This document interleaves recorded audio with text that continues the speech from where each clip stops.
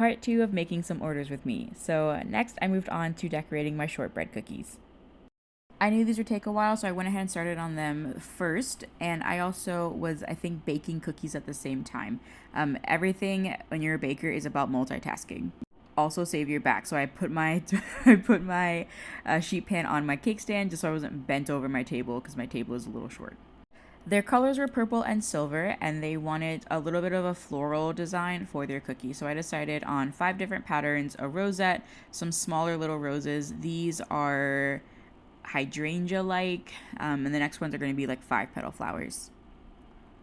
To add the silver accents, I decided to use luster dust, and so I needed these to be set and firm so that way I could paint over top of the frosting.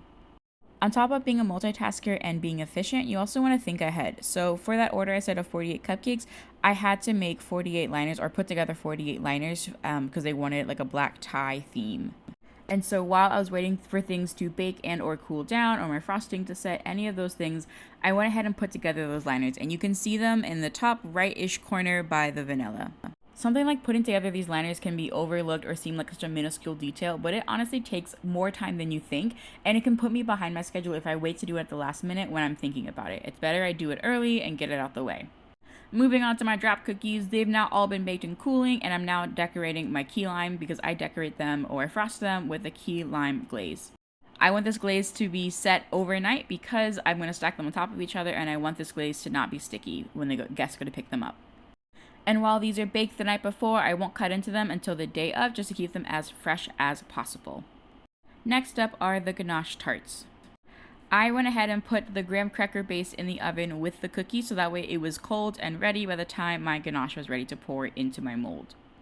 I wanted these to be done at least 1 day ahead of time, but not more than 2 because I didn't want them to dry out. So this one was more of a timing thing for me. I am doing this Friday night and before the Saturday wedding.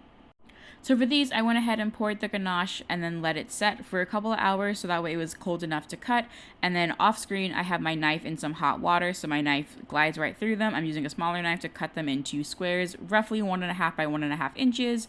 And then I'm going to put them onto a sheet pan so I can transfer them to the venue. And in the next part, I will show you the day of the wedding.